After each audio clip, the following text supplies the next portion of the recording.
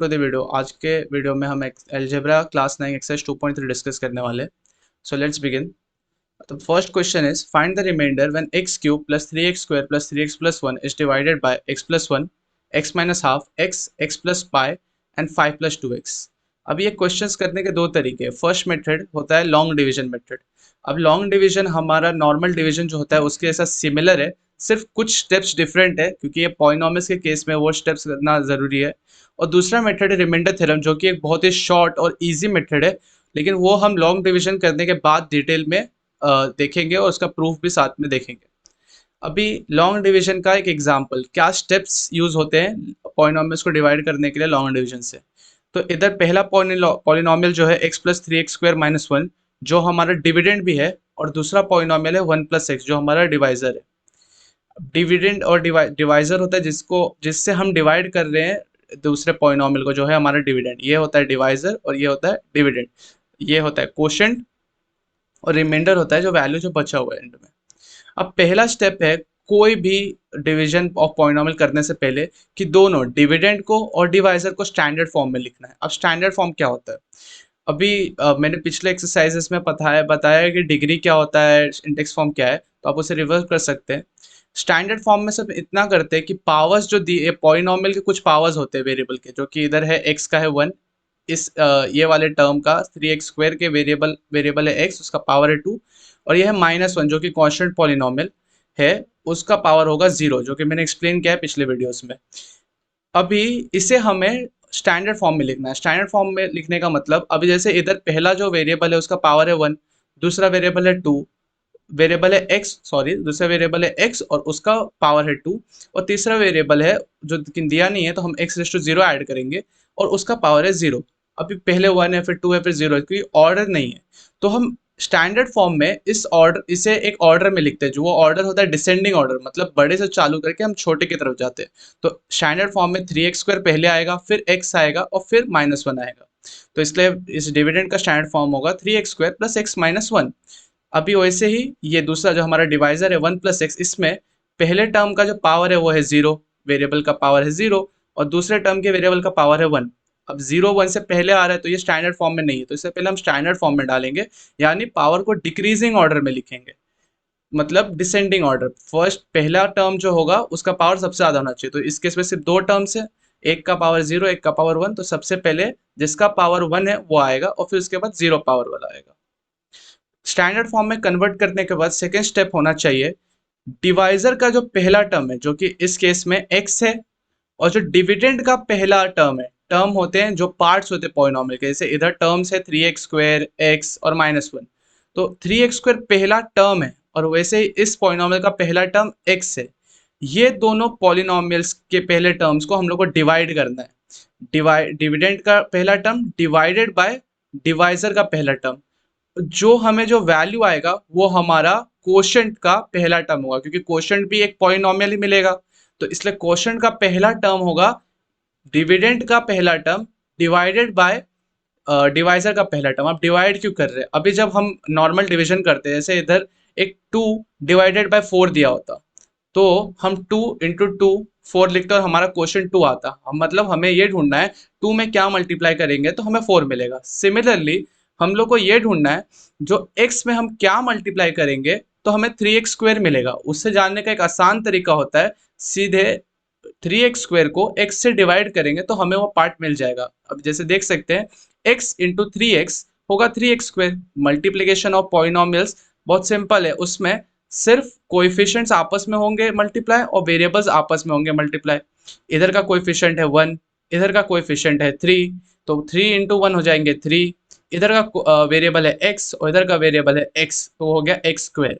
ये प्रॉपर्टी होता है इंडाइसिस का, जिसमें अगर वेरिएबल मतलब बेस जो इधर सेम है x और दोनों के पावर्स है 1 और 1, तो पावर सिर्फ ऐड हो जाते हैं, तो 1 प्लस 1 2 और बेस सेम रहेगा x स्क्वायर।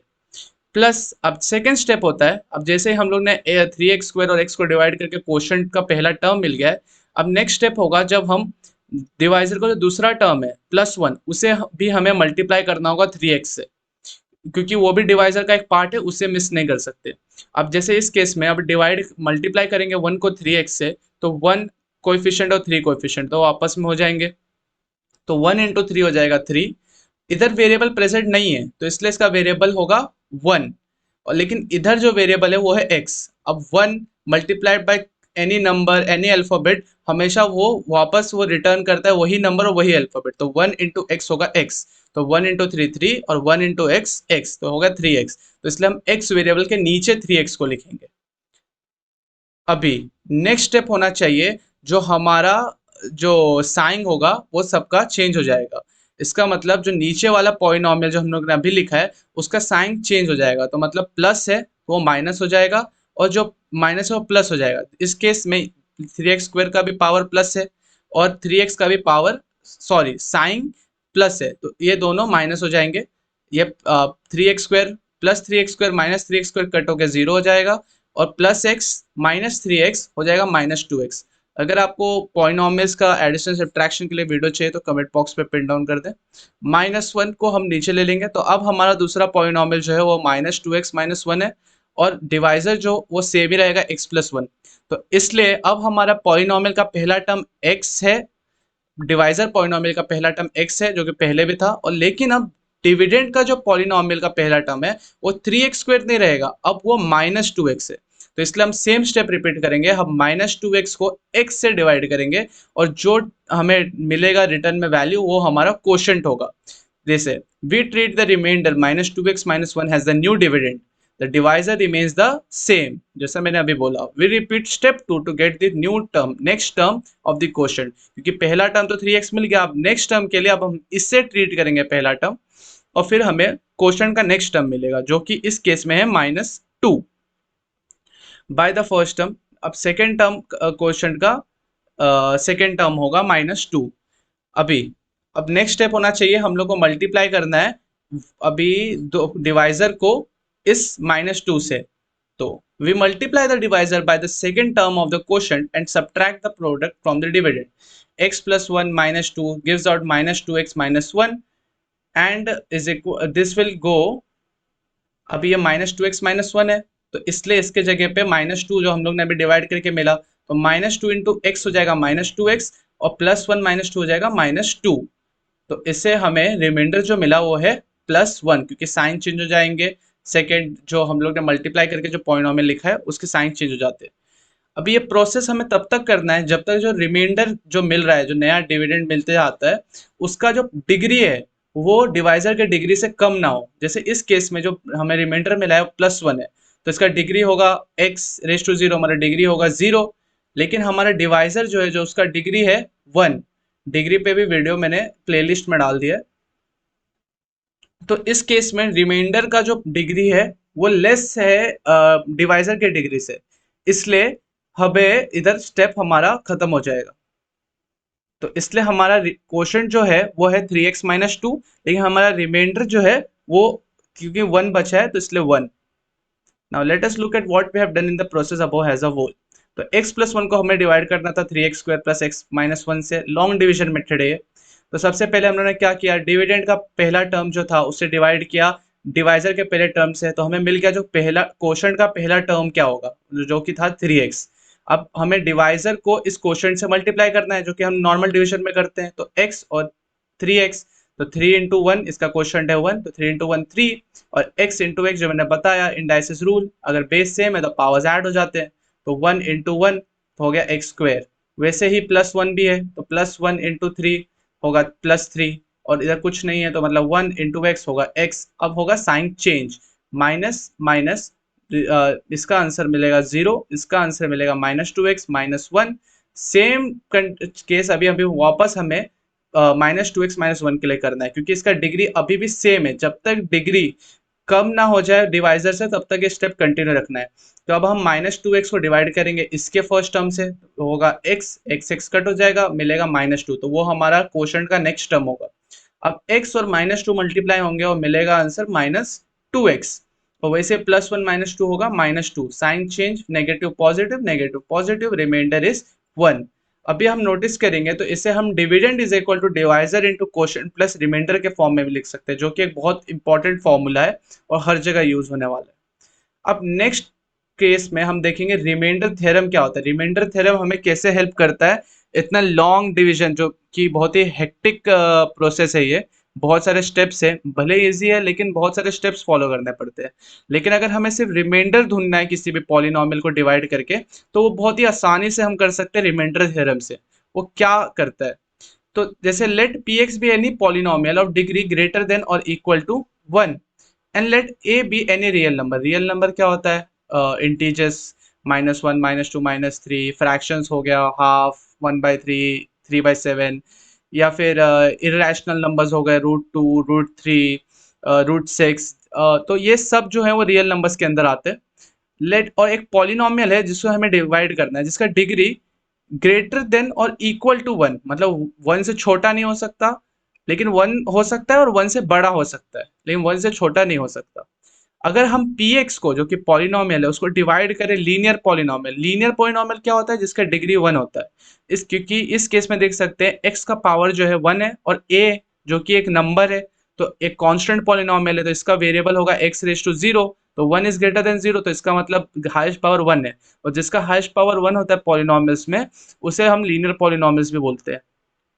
तो उसका रिमाइंडर जो होगा वो पी ए होगा। मतलब इन शॉर्ट, अगर हम किसी भी पॉलिनॉमियल को डिवाइड करेंगे किसी भी डिवाइजर, मतलब x-a फॉर्म में, जो कि एक लीनियर पॉलिनॉमियल है, तो उसका रिमाइंडर हमेशा और हमेशा उस पॉलिनॉमियल का वैल्यू होगा उस ए पॉइंट पे। मतलब जैसे कि एक एग्जांपल देखते हैं अभी इस केस में। Find the remainder when x cube plus 3x² plus 3x plus 1 is divided by x plus 1। तो इस केस में एक स्टेप तो है, हम कर सकते हैं लॉन्ग डिविजन मेथड से, जो अभी हम लोग ने देखा। पहले हम स्टैंडर्ड फॉर्म में लिखेंगे, जो कि इस केस में स्टैंडर्ड फॉर्म में दिया है 3 2 1 0, और डिवाइजर भी स्टैंडर्ड फॉर्म में है। फिर उसके बाद हम डिविडेंड के पहले टर्म को डिवाइजर के पहले टर्म से डिवाइड करेंगे, फिर हमें कोशेंट का पहला टर्म मिलेगा, और ये स्टेप। और फिर हम +1 जो दूसरा डिवाइजर का पार्ट है उससे भी मल्टीप्लाई करके, साइन चेंज करके, तब तक ये कंटिन्यू करते रहेंगे प्रोसेस, जब तक हमें ये जो रिमाइंडर बच रहा है उसका जो डिग्री है वो डिवाइजर से कम ना हो। और फिर हमें जो जिस केस में देख सकते हैं हमें रिमाइंडर मिला है 0। लेकिन ये बहुत ही बड़ा प्रोसेस है। अगर सिर्फ हमारा मोटिव सिर्फ इतना है जो हमें सिर्फ रिमाइंडर ढूंढना है और कुछ नहीं, तो रिमाइंडर ढूंढने का एक और भी आसान तरीका है, जो कि रिमाइंडर थ्योरम। इस केस में हमें सिर्फ x+1, मतलब जो कि पॉइंट अपना डिवाइजर है, वो भी एक पॉलिनॉमियल है, उसका 0 ढूंढना है। अब 0 का क्या मतलब होता है वो हमने एक्सरसाइज 2.2 में डिस्कस किया था। तो अब 0 ढूंढने का सिंपल तरीका है, x+1 को हम 0 से इक्वेट कर देंगे। तो 0 से इक्वेट करेंगे तो x इज इक्वल टू -1 मिलेगा।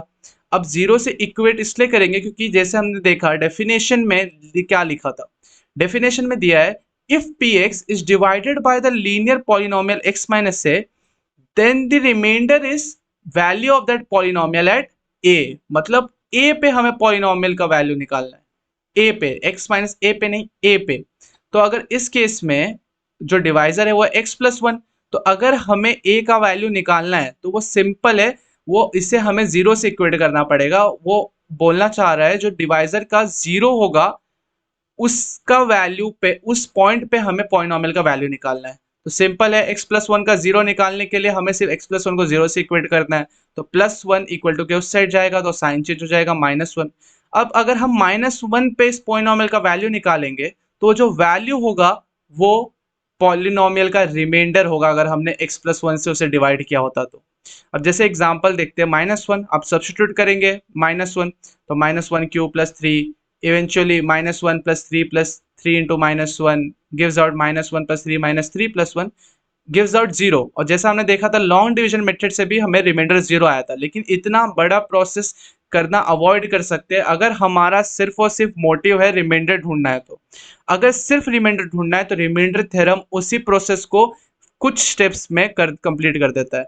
लेकिन जो रूल है, जो मेन पॉइंट है इस रिमाइंडर थ्योरम का, वो है कि सिर्फ और सिर्फ 0 ऑफ डिवाइजर का जो पॉइंट होगा उसी पॉइंट पे जो वैल्यू मिलेगा वो रिमाइंडर होगा। बाकी किसी भी पॉइंट पे जो वैल्यू मिलेगा वो हमारा रिमाइंडर नहीं होगा। ये दो पॉलिनोमियल को अगर डिवाइड करेंगे तो हमें सिर्फ और सिर्फ डिवाइजर के 0 पे, 0 का जो पॉइंट है उस पे पॉलिनोमियल का वैल्यू निकालना है। तो वो तो 0 निकालना होता आसान है, सीधे हमें डिवाइजर को 0 से इक्वेट करना है, पॉइंट आ गया और उससे हमें वैल्यू मिलेगा पॉलिनोमियल का, वो वैल्यू हमारा रिमाइंडर होगा।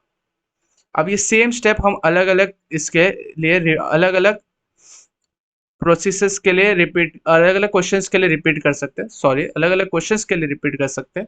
जैसे नेक्स्ट क्वेश्चन है, अभी हमें same step x minus half के लिए करना है।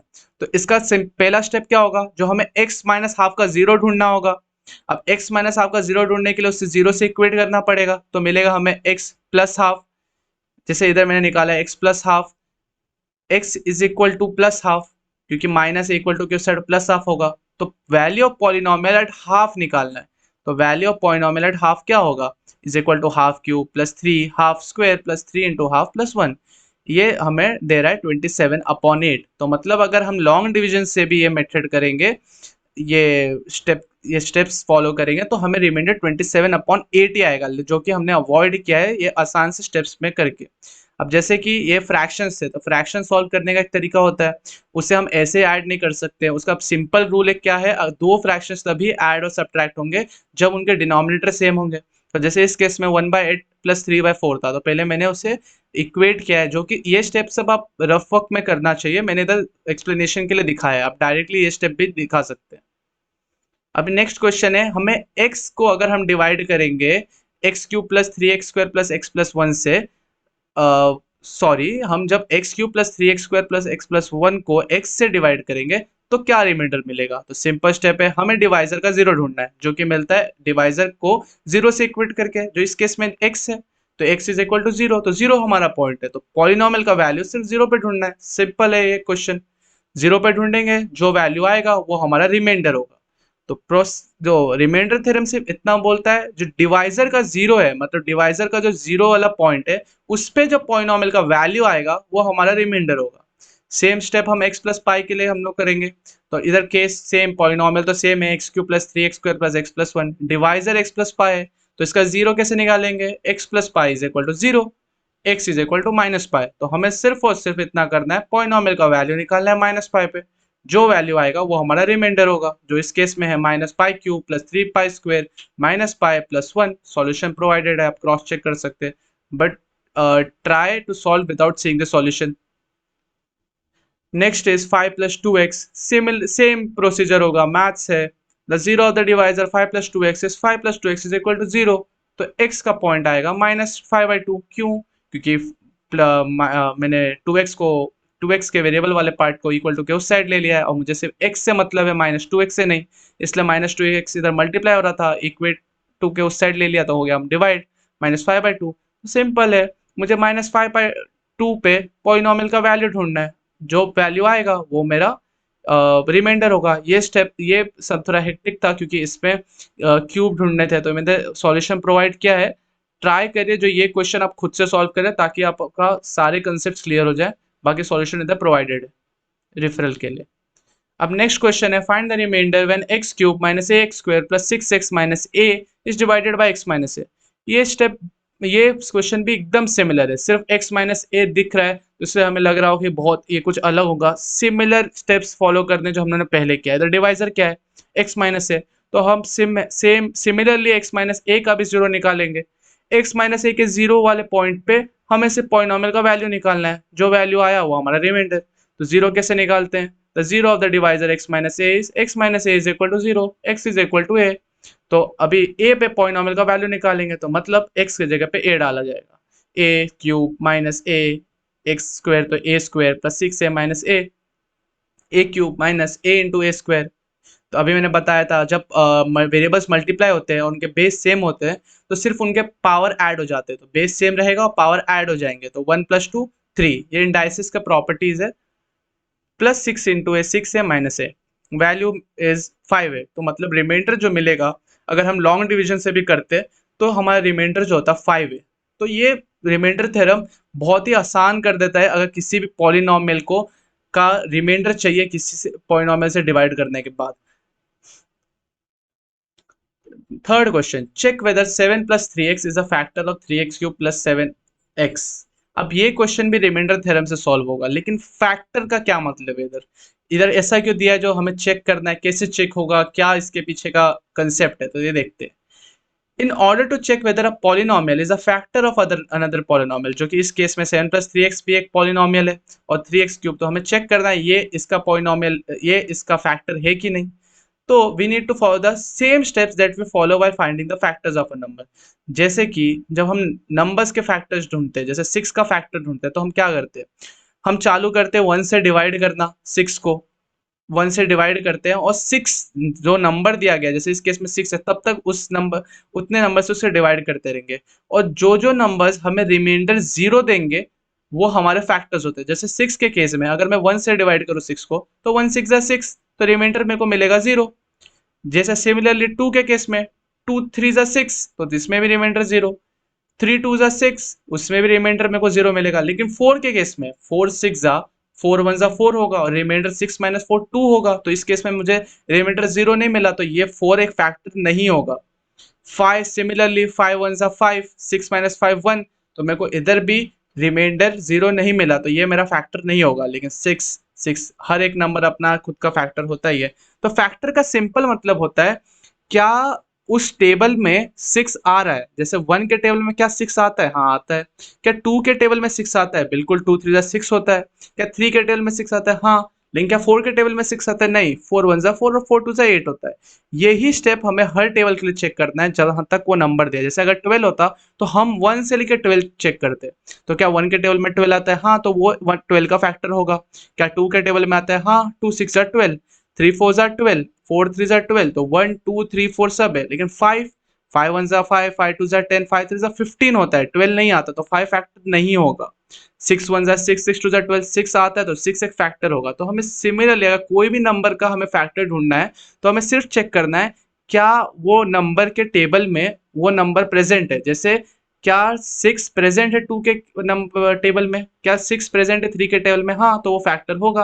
लेकिन 4 में नहीं प्रेजेंट है तो फैक्टर नहीं होगा। सेम चीज हमें पॉलिनोमियल केस में डालना है, सिर्फ इतना है। इसमें टेबल्स तो होते नहीं है, ऑब्वियस सी बात है, पॉलिनोमियल्स है। तो हमें सिर्फ इतना चेक करना है क्या ये डिवाइड करने के बाद रिमाइंडर 0 रिटर्न कर रहा है। अगर ये रिमाइंडर 0 रिटर्न करेगा तो ये एक फैक्टर होगा पॉलिनोमियल का, एक पॉलिनोमियल दूसरे पॉलिनोमियल का फैक्टर होगा। नहीं रिटर्न कर रहा है तो फैक्टर नहीं होगा। So to check if a polynomial is a factor of another polynomial, we need to keep the polynomial that we need to check for factor. जैसे इस केस में हम लोग चेक करना है 7 + 3x फैक्टर है कि नहीं। ये नहीं चेक करना कि 3x³ + 7x 7 + 3x का फैक्टर है। हमें चेक करना है सिर्फ 7 + 3x का फैक्टर है 3x³ + 7x का। तो हमें सिर्फ इतना चेक करना है, अगर हम डिवाइजर रखेंगे 7 + 3x को और डिविडेंड होगा 3x³ + 7x, जो कि ऑब्वियस सी बात है, इसके डिग्री हाई है तो यही डिविडेंड होना चाहिए। तो क्या हमें रिमाइंडर 0 मिलेगा? अगर रिमाइंडर 0 मिलेगा तो 7 + 3x फैक्टर होगा। अगर रिमाइंडर नहीं 0 मिलेगा तो ये फैक्टर नहीं होगा। अब ये स्टेप को दो स्टेप इस क्वेश्चन को करने के दो तरीके हैं, लॉन्ग डिवीजन और एक है रिमाइंडर थ्योरम। तो ऑब्वियस सी बात है हम रिमाइंडर थ्योरम यूज करेंगे। अगर हमारा मोटिव सिर्फ और सिर्फ रिमाइंडर ढूंढना है तो remainder theorem is the best solution. तो रिमाइंडर थ्योरम में क्या था, हम डिवाइजर के 0 पे पॉलिनोमियल का जो कि डिविडेंड होता है उसका वैल्यू निकालते हैं। तो 7 + 3x का 0 क्या होगा, 7 + 3x का 0 होगा। 7 + 3x इज इक्वल टू 0 करेंगे और जो x का वैल्यू आएगा वो हमारा 0 होगा, जो कि इस केस में था -7/3, क्योंकि हमें x के वैल्यू से सिर्फ मतलब है। अब पॉलिनोमियल का वैल्यू -7 + 3 पे निकालेंगे तो वो कुछ हमें मिलेगा करने के बाद 3 -7³ अपॉन 3 × 3 × 3 3 क्यूब है, -7/3 का क्यूब प्लस 7 × x, तो x के जगह पे -7/3। अब ये हमें वैल्यूज नॉर्मल मैथमेटिकल ऑपरेशंस करने के बाद हमें जो वैल्यू मिल रहा है वो है -490/9, जो कि क्लियरली जो इक्वल टू 0 नहीं मिला। तो अगर इक्वल टू 0 नहीं मिला वैल्यू मतलब रिमाइंडर नहीं है 0, जो कि हमने अभी पढ़ा रिमाइंडर थ्योरम क्या होता है, डिवाइजर का 0 पॉइंट पे 0 पॉलिनोमियल एक्सरसाइज 2.2 में एक्सप्लेन किया गया है। 0 पे हमें सिर्फ उस पॉलिनोमियल का या डिविडेंड का वैल्यू निकालना है। अगर वो वैल्यू 0 है मतलब उसका मतलब वो रिमाइंडर 0 है। तो रिमाइंडर तो इस केस में 0 नहीं है क्योंकि वैल्यू 0 नहीं है, तो इसका मतलब ये फैक्टर नहीं होगा। वैसे ही आप सब क्वेश्चन एक बार खुद ट्राई करें, जिससे आप मालूम पड़ेगा कि क्वेश्चन आप कॉन्सेप्ट आपको क्लियर हुए कि नहीं। And if you like the video please consider subscribing and liking the video and thank you.